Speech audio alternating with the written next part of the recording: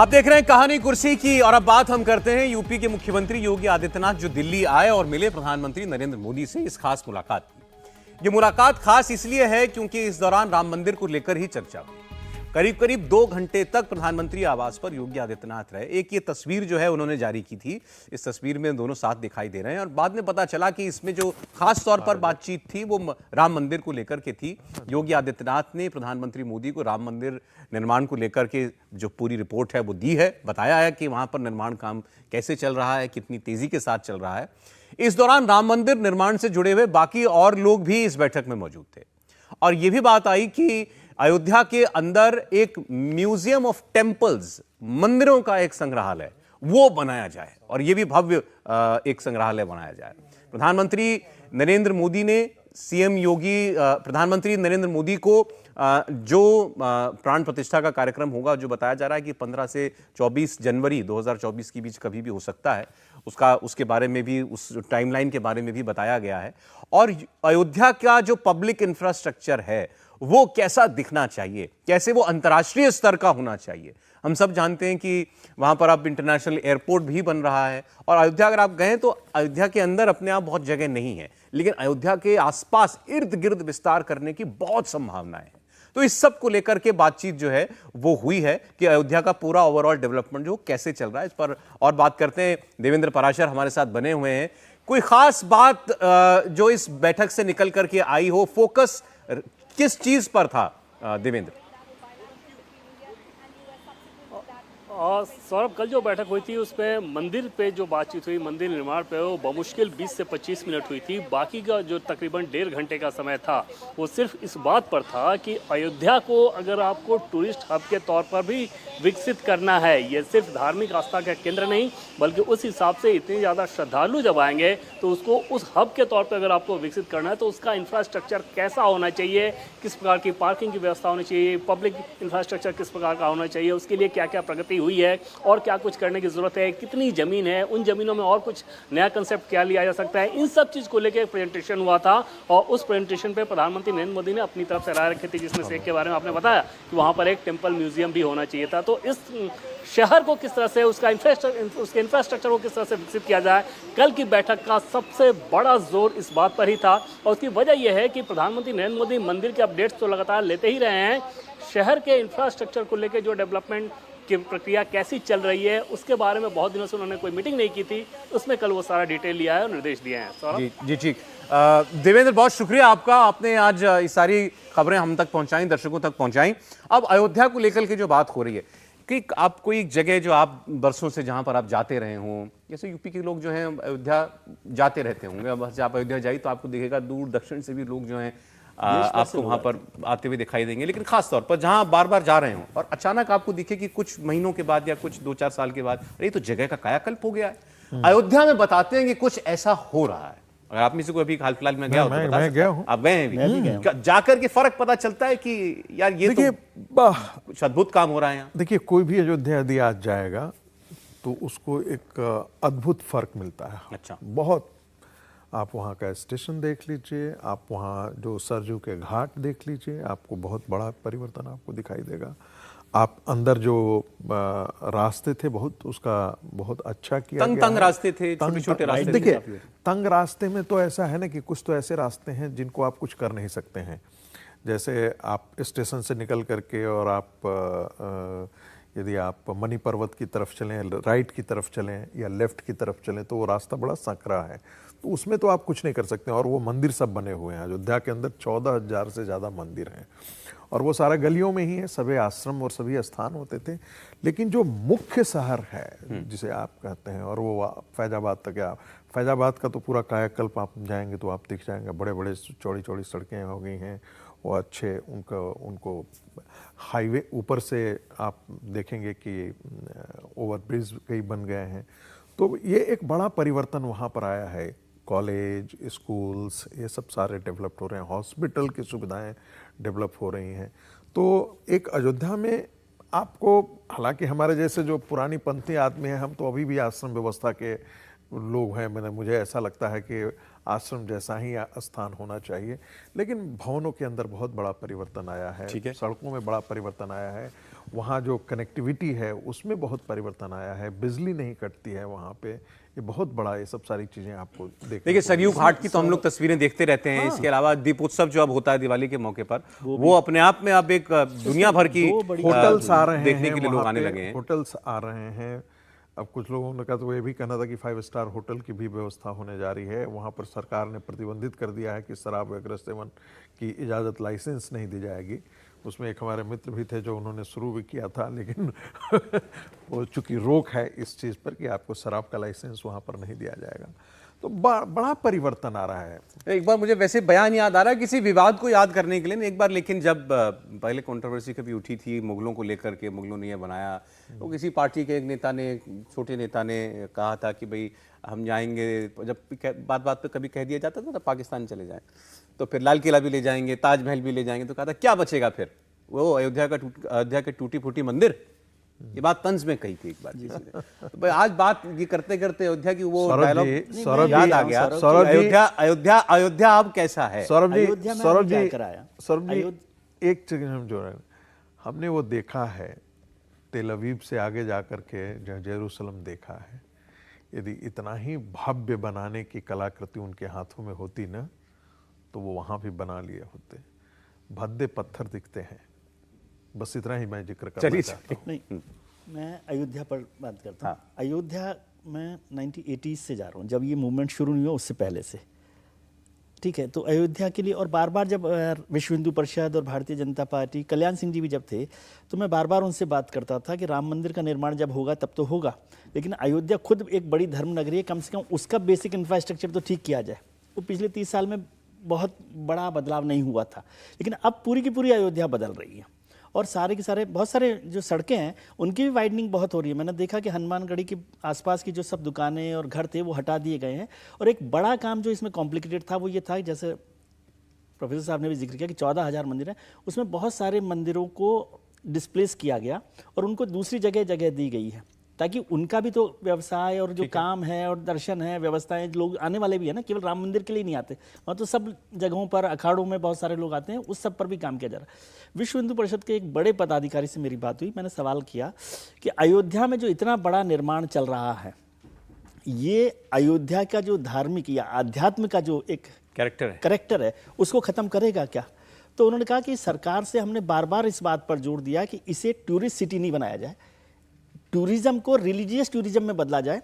जो हमारे श्रद्धालु आ रहे हैं, जो हमारे अध्यात्म का जो केंद्र है, उसका जो करैक्टर है वो बरकरार रहना चाहिए, इस बात का फोकस है। और यदि इस सरकार को आप देखें तो इस सरकार ने, हमने 3 तरह के टूरिज्म देखे। पहले हमारे यहाँ टूरिज्म था लेकिन कम था, फिर एक जमाना आया जब मनमोहन सिंह सरकार रही तो उसने एक बड़ा काम किया, वो था मेडिकल टूरिज्म का, कि दुनिया के देशों में से ज़्यादा सस्ती हमारे यहाँ मेडिकल की सुविधाएं थी, तो मेडिकल टूरिज्म फोकस किया गया। इस सरकार ने रिलीजियस टूरिज्म पर जोर दिया, और आप देखें कि चाहे वो केदारनाथ हो, चाहे वो महाकाल हो, चाहे वाराणसी हो, प्रयागराज हो, अयोध्या हो, इन सबको डेवलप किया है ताकि, और आज लाखों की संख्या में लोग वहां पर आ रहे हैं। कल एक मित्र मुझे मिल गए थे, वो हेलीकॉप्टर सेवा चलाते हैं, तो वो कह रहे हैं कि पूरा का पूरा तस्वीर बदल गई है। आज इतने लोग केदारनाथ जा रहे हैं कि वहां पर सिर्फ एक बार राष्ट्रपति जी का भी, क्योंकि सिर्फ रिलीजियस नहीं, स्पिरिचुअल जो सांस्कृतिक, और देखिए आप प्रधानमंत्री संग्रहालय को आप देखिए, 3 मूर्ति में पहले मुश्किल से 200-150 लोग फुटफॉल हुआ,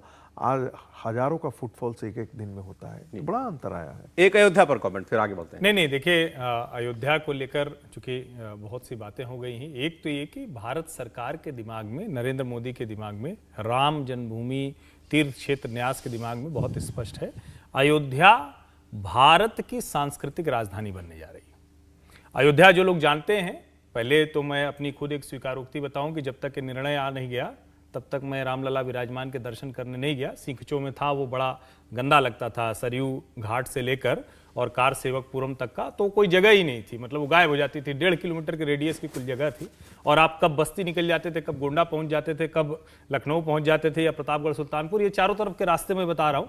अब ये सब हाईवे हैं। अब अभी अयोध्या छोटी सी जगह है, 2 बड़े इंटर स्टेट बस डिपो आ चुके हैं, जो बड़े डिपो हैं 300-500 करोड़ की लागत से।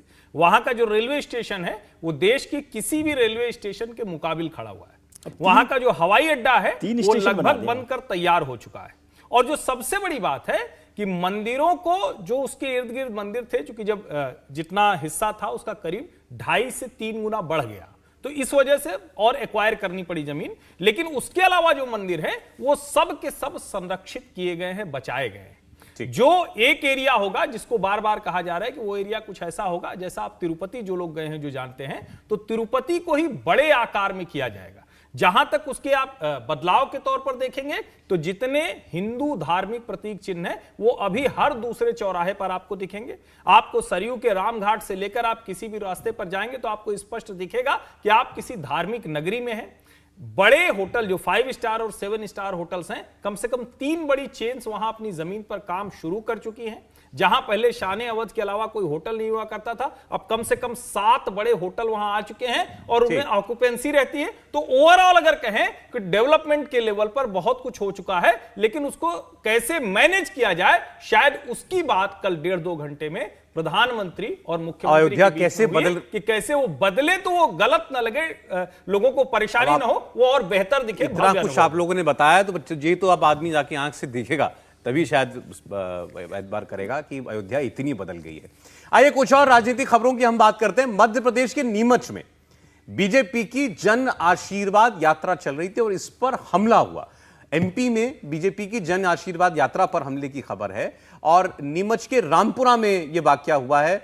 यहां से भारतीय जनता पार्टी की ये यात्रा निकल रही थी और बताया जा रहा है कि बड़ी संख्या में लोग थे जिन्होंने पथराव कर दिया, एक तरीके से हमला बोल दिया इस यात्रा पर चल रहे लोगों के ऊपर और कई गाड़ियों के कांच वगैरह भी टूट गए हैं। काफ़ी वहाँ पर अफरा तफरी मच गई। ये तस्वीर इस वक्त आप जो है उसी की देख रहे हैं। तो मध्य प्रदेश में राजनीति जो है बड़ी ज़ोर शोर से चल रही है। अभी आपने ये भी देखा था कि गृहमंत्री भी वहाँ पर थे और लगातार अपना काफ़ी समय मध्य प्रदेश को वो दे रहे हैं। अब उन्होंने टारगेट दिया 150 सीट जीतना है कम से कम मध्य प्रदेश के अंदर, अपने कार्यकर्ताओं को उन्होंने ये कहा है। और एक और इंटरेस्टिंग चीज़ ये हुई, अच्छी बात और अच्छी खबर है ये कि वहाँ बरसात हुई, कल खूब बरसात हुई। और ये जी हाँ, उससे पहले याद कीजिए मुख्यमंत्री जो शिवराज सिंह चौहान है वो महाकाल मंदिर में गए थे, उन्होंने बाकायदा पूजा की थी कि बरसात हो जाए भगवान मध्य प्रदेश के अंदर, नहीं तो हमारे किसानों का बड़ा नुकसान हो जाएगा, सूखे के हालात भी पैदा हो सकते थे। और महाकाल की कृपा हुई और बरसात हो गई। मैंने महाकाल नहीं 1 इंच बारिश हुई है। विजय जी को कष्ट तो नहीं होगा ये बताने में कि महाकाल जो है वो शिवराज जी के सुन रहे हैं, राहुल जी की नहीं सुन रहे हैं। अब पता नहीं, अब देखिए तो महाकाल जो है, महाकाल मेरे ख्याल से तो किसी से भेदभाव नहीं रखते। वो राहुल जी जाएंगे तो भी शायद उनकी सुनते होंगे और शिवराज जी की भी सुनते होंगे। मध्य प्रदेश महाकाल के दरबार में तो सबके लिए खुला हुआ है। ये बताइए कि मध्य प्रदेश के लोग शिवराज जी भगवान महाकाल की पूजा के लिए जब गए थे, आराधना करने के लिए, तो वो मेट डिपार्टमेंट से बात करके गए थे या बिना बात किए गए थे? सवाल ये है। नहीं, लेकिन कुछ भी हो, मैं कह रहा हूं ये तो आपने एंकर का ट्विस्ट मारा कि उन्होंने तय पहले पता कर लिया होगा कि मैं कुछ नहीं कह रहा हूं भैया। आप आज हमारा जो मेट डिपार्टमेंट है, मौसम विभाग है, वो 6-6 महीना 7 साल पर आगे की भविष्यवाणियां करता है, भविष्यवाणी करता है। लेकिन मैं ये नीमच में जो अटैक हुआ वो मतलब दुर्भाग्यपूर्ण, इस तरह का नहीं होना चाहिए और भारतीय जनता पार्टी की जन आशीर्वाद यात्रा पर हुआ। लेकिन मैं कह रहा हूँ जिस जगह जहाँ पत्थर नहीं बरसाए गए ना भारतीय जनता पार्टी में, उससे थोड़ा ज़्यादा परेशान है पार्टी। क्यों? जो अटैक बिना पत्थर बरसाए हो रहे हैं पार्टी के अंदर, अच्छा, उससे ज़्यादा परेशान है आजकल। तो आज ऐसे तो मतलब चुनाव आ रहा है तो अब तो सब जगह ही होगा, मुझे लगता है कांग्रेस पार्टी में भी हो रहा होगा कुछ। कांग्रेस में तो चल ही रहा है, लेकिन मैं कह रहा हूँ कि अभी ये नीमच में बीजेपी की जन आशीर्वाद यात्रा कांग्रेस में तो पत्थर चलना आम बात है, सामान्य बात है, वो कोई चर्चा का विषय नहीं होता है। भारतीय जनता पार्टी में पत्थरबाजी हो जाए तो वो बिना पत्थर के हमला हो रहा है, उससे थोड़ा सा चिंता है पार्टी को। अरे इस वक्त आपको जो है क्या ग्राफ नजर आ रहा है दोनों पार्टियों का? कई बार जो विषय पार्टियां उठाती हैं चुनाव में जाते हुए, उससे पता चल जाता है कि भाई ये कितनी कॉन्फिडेंट है या ये कितने पानी के अंदर है। अब कमलनाथ जी ने जैसे कंट्रोवर्सी उठाई कि भाई बोटाड में गुजरात के अंदर स्वामीनारायण संप्रदाय और हनुमान जी की प्रतिमा लगी हुई है, वहां कुछ चित्र था, उसके ऊपर कुछ विवाद हो गया कि भाई जैसे भगवान स्वामीनारायण की आराधना कर रहे हैं हनुमान जी, ऐसा दिखा दिया गया। वो एक कंट्रोवर्सी थी जो खत्म हो गई। गुजरात की कंट्रोवर्सी, अब कमलनाथ जी उस बात को एमपी में उठा रहे थे कि देखिए वहां पर बीजेपी ऐसा कर रही है, हनुमान जी का अपमान कर रही है। तो या ऐसे जब मुद्दे उठाने लगे पार्टी तो क्या पता था ये? नहीं, पहली बात तो ये कि बीजेपी वो कोई नहीं कर रही है। स्वामी नारायण के एक मंदिर में, उनके संप्रदाय के बहुत से मंदिर हैं, उनमें से एक मंदिर में हुआ, वहां बाकायदा संत समिति ने विरोध किया, वहां लोगों को समझ में आया, और जो कहें कि विवाद जो आपने कहा कि वो खत्म हो चुका है। कमलनाथ का संकट ये है कि वो बहुत भयानक टाइप के द्वंद्व में गुजर रहे हैं। अब उनकी मुश्किल ये है कि सोचिए वो हनुमत कथा हो गई, अब वो प्रदीप मिश्रा कथावाचक उनको भी बुला लिया, और इसके बीच में महाकाल में बढ़िया मामा जी ने पूजा की और पूरे बढ़िया मध्य प्रदेश में बारिश हो गई। और आप कुछ भी कहिए, आप कहिए कि मौसम विभाग से पूछ के गए, आप कहिए कि ये तो पता रहा होगा, लेकिन मौसम विभाग तो इतने दिन से भी बता रहा था, और मध्य प्रदेश में जो बारिश होती थी वो नहीं हुई। तो अब जो मानने वाले हैं महाकाल को, वो तो मानेंगे कि भाई मामा जी ने वो पूजा की, और हम तो वो मानने वाले लोग हैं ना। हमने तो ये भी देखा है कि राग ऐसे ऐसे छेड़े जाते थे कि वो बारिश हो जाती थी। तो मुझे लगता है कि जो राजनीति मध्य प्रदेश में हो रही है वो बड़ी रोचक है। दांव दोनों तरफ से बहुत जबरदस्त खेले जा रहे हैं, लेकिन अंत में मामा जी का दांव भारी पड़ जा रहा है। ये बारिश भी तो उसी तरफ ले जा रही है। अच्छा, चलिए ठीक है, दूसरे राज्य की बात करते हैं। देखिए राजस्थान के अंदर जो कांग्रेस पार्टी के अंदर होता है, उससे कमलनाथ जी का संकट उससे ज्यादा है। कमलनाथ जी एक तो बागेश्वर महाराज जी को बुला करके कथा वाचन कराते हैं, दूसरी तरफ कांग्रेस का जो शीर्ष नेतृत्व है, केंद्रीय नेतृत्व है, वो बागेश्वर जी के विरोध में आकर के खड़ी है। पूरी पार्टी विरोध में आकर के खड़ी है। क्योंकि राहुल गांधी जब और श्रीमती सोनिया गांधी जी या कांग्रेस का शीर्ष नेतृत्व जो कुछ बोलता है, उसके पीछे पूरी पार्टी खड़ी हो जाती है।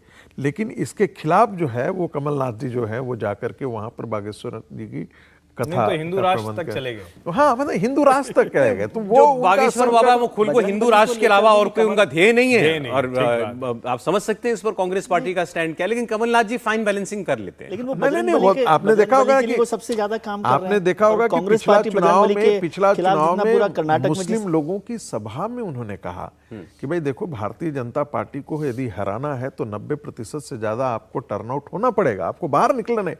यदि आप नहीं बाहर निकलेंगे तो कांग्रेस पार्टी जीत नहीं पाएगी। ये मुसलमानों की सभा के बीच में तो वो वीडियो बाहर निकल करके आ गया। मंदिर देखिए राजस्थान में भी हो रहा है, और मंदिर जा रही है वसुंधरा राजे।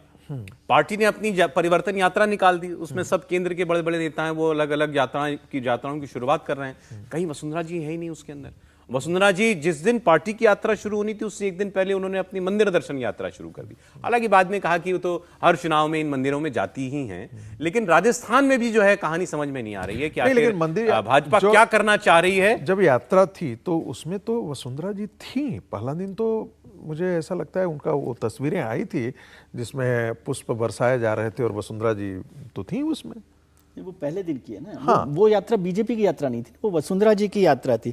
और आप जो सवाल कर रहे हैं, ये सवाल तो खुद बीजेपी को नहीं समझ में आ रहा। आप कह रहे हैं कि आपको नहीं समझ में आ रहा कि बीजेपी में क्या हो रहा है।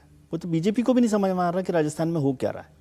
मुश्किल यही है कि केंद्र की लीडरशिप और जो स्थानीय लीडरशिप बहुत बड़े संकट में। क्योंकि मैं समझता हूँ राजस्थान भारतीय जनता पार्टी के लिए एक बड़ा मौका था जब अशोक गहलोत सरकार के खिलाफ एक ऐसी बड़ी एंटी इनकम्बेंसी, और जो पार्टी पिछले 2 साल से खुद इतने बड़े झगड़े में फंसी हुई। मतलब सचिन पायलट अशोक गहलोत जैसा झगड़ा तो किसी स्टेट की राजनीति में उस तरह का नहीं चला इतना लंबा। उसके बाद भी आज भारतीय जनता पार्टी वहाँ सरकार बनाने के लिए जद्दोजहद कर रही हो या अपने पूरे कुनबे को एक साथ रखने की कोशिश कर रही हो, वो बहुत बड़ी मुश्किल है। और वहाँ इस समय कम से कम 10 मुख्यमंत्री पद के चेहरे हैं। अच्छा। जो अपने आप को मानते हैं बीजेपी में, और बीजेपी के जो खुद का कार्यकर्ता है उनमें से एक को भी मुख्यमंत्री पद के लायक नहीं मानता। ठीक है, अब देखिए तीसरी जो खबर है वो है हरियाणा की। इस पे एक राजस्थान पे एक लाइन की टिप्पणी जरूरी है। देखिए, राजस्थान में भारतीय जनता पार्टी भ्रम में नहीं है, ये हम लोग भ्रम में भले हों। राजस्थान में भाजपा का भ्रम वसुंधरा जी थी, वो भ्रम उन्होंने दूर कर लिया। वसुंधरा राजे चेहरा नहीं है, और ये स्पष्ट तौर पर भारतीय जनता पार्टी कह रही है। उनके नेता, उनके प्रदेश अध्यक्ष, उनके राष्ट्रीय अध्यक्ष, उनके राष्ट्रीय जो प्रभारी, सबने साफ कहा है कमल और नरेंद्र मोदी के नाम पर चुनाव लड़ेंगे। भाजपा स्पष्ट है कि वहां किसी चेहरे की और जरूरत नहीं है, हम चुनाव जीतेंगे उसके बाद तय करेंगे। अब देखिए, हरियाणा की बात हम करते हैं। कांग्रेस का जो इंटरनल लोकतंत्र है, इंटरनल डेमोक्रेसी है, वो कैसे काम करती है, ये कांग्रेस के ही नेता कहते हैं कि हमारे यहाँ इतनी आज़ादी है इसलिए हम लोग ऐसा भी कर लेते हैं। रणदीप सुरजेवाला साहब हरियाणा के बड़े लीडर हैं, लोग कहते हैं कि वो मुख्यमंत्री भी बनना चाहते हैं। उनके और जो हुड्डा, भूपेंद्र सिंह हुड्डा जो हैं, उनके बीच में जमकर ठनी हुई है। और ऐसा भी हुआ है कि जो एक जगह पर जहां पर दोनों पक्षों के नेता मौजूद थे, कार्यकर्ता मौजूद थे, खूब लात घूंसों चलने की नौबत तक वहां पर आ गई। और इसके बाद पब्लिक स्टेटमेंट दिया सुरजेवाला साहब ने कि जो कुछ हरियाणा में हो रहा है ठीक नहीं है, और भूपेंद्र सिंह हुड्डा का नाम लिए बगैर, लेकिन सब कुछ कहा उन्हीं के लिए कि ये पार्टी डुबो देंगे हरियाणा के अंदर। और हरियाणा में चुनाव बहुत दूर नहीं है, ये याद रखिएगा। और कांग्रेस को वहां पर एक रियल अपॉर्चुनिटी दिखाई देती है कि हरियाणा में परिवर्तन हो सकता है। हरियाणा उलट है, हरियाणा में कांग्रेस के पास अपॉर्चुनिटी है, लेकिन वहां पर जो झगड़ा चल रहा है, और ये बहुत पुराना झगड़ा है, मतलब हुड्डा साहब का और सुरजेवाला साहब का, कि मतलब ऐसा रहता है। मुझे हैरानी इस बात पर हुई जितना खुलकर सुरजेवाला जी ने आकर शिकायत करी और कहा हम ये अपनी आला कमान को बताने आए हैं, देखिए क्या हो रहा है हरियाणा में। देखिए, सुरजेवाला को पिछली बार हुड्डा जी ने निपटा दिया है। हाँ, तो वो, और जब निपटा दिया है, आप सोचिए ना कि एक विधानसभा का चुनाव, एक बड़ा राष्ट्रीय नेता जो राहुल गांधी के इतना करीबी हो, गांधी परिवार के हो, उसको एक विधानसभा का सीट भी नहीं जीतने दे रहे हैं, लोकसभा की सीट नहीं जीतने दे रहे हैं। ये थोड़ा सा एक मिनट देखिए, इतना तो तय है कि यदि हुड्डा को मुख्यमंत्री का चेहरा नहीं है तो हुड्डा किसी भी तरफ जा सकते हैं। ये शीर्ष नेतृत्व को भी पता है। शीर्ष नेतृत्व हुड्डा को नियंत्रित आज के दिन में नहीं सकते हैं, करने की स्थिति में नहीं है, कर नहीं सकते। और सुरजेवाला से उनकी ये, और शीर्ष नेतृत्व जो है हुड्डा को हरियाणा का मुख्यमंत्री पद के लिए घोषित करने को वो नहीं कर पा रहे हैं। यही द्वंद्व है, क्योंकि सुरजेवाला बीच रास्ते में आ जा रहे हैं। इसी के लिए उन दोनों के बीच में आपस में द्वंद्व। नहीं, मैं ये कह रहा हूँ कि प्रोफेसर साहब कह रहे हैं कि देखिए, हुड्डा जी ने हरा दिया है कि इतने बड़े नेता को, राहुल गांधी के करीबी को विधायक नहीं बनने दिया। अरे राहुल जी खुद ही सांसद ही हार गए थे। नहीं, मैंने तो कहा हुड्डा जी का क्या दोष है? देखिए, हरियाणा में निपटाना एक अलग बात थी। मैं वही कह रहा हूँ, रणदीप सुरजेवाला इस तरह के नेता है नहीं। रणदीप सुरजेवाला जो काम करते हैं वो बड़े अच्छे से कर रहे हैं। वो मैनेजमेंट अच्छा कर लेते हैं, मीडिया अच्छा कर लेते हैं। कर्नाटक चुनाव जीत के आए तो पार्टी के भीतर, मतलब ऐसे ये वाला नहीं हुआ लात घुसा जो आप बता रहे हैं, लेकिन लगभग वही नौबत आ गई, क्योंकि रणदीप सुरजेवाला ने अपने लोगों से चलवा दिया कि सारी रणनीति तो रणदीप सुरजेवाला जी ने बनाई थी। कर्नाटक के बाद बड़ा विवाद हो गया। स्थिति ये आ गई कि जो 4-5 लोग हैं इर्द गिर्द वाले, उनके बीच में संघर्ष हो गया। तो मेरा ये मानना है कि रणदीप सुरजेवाला जो राजनीति कर रहे हैं, उनको ये मोह हरियाणा वाला छोड़ना चाहिए। बड़े नेता बने हैं कांग्रेस में, हरियाणा के नेता हुड्डा जी ही हैं, आधार उन्हीं के पास है कांग्रेस में। अगर ये गलती कांग्रेस ने की तो सिफर हो जाएगी, शून्य हो जाएगी, जैसे कैप्टन वाली गलती की थी, वो गलती यहां नहीं कर। चलिए, इंडिया टीवी हर वक्त हर जगह डाउनलोड करने के लिए सर्च करें India TV news Google play store या ऐप स्टोर पर।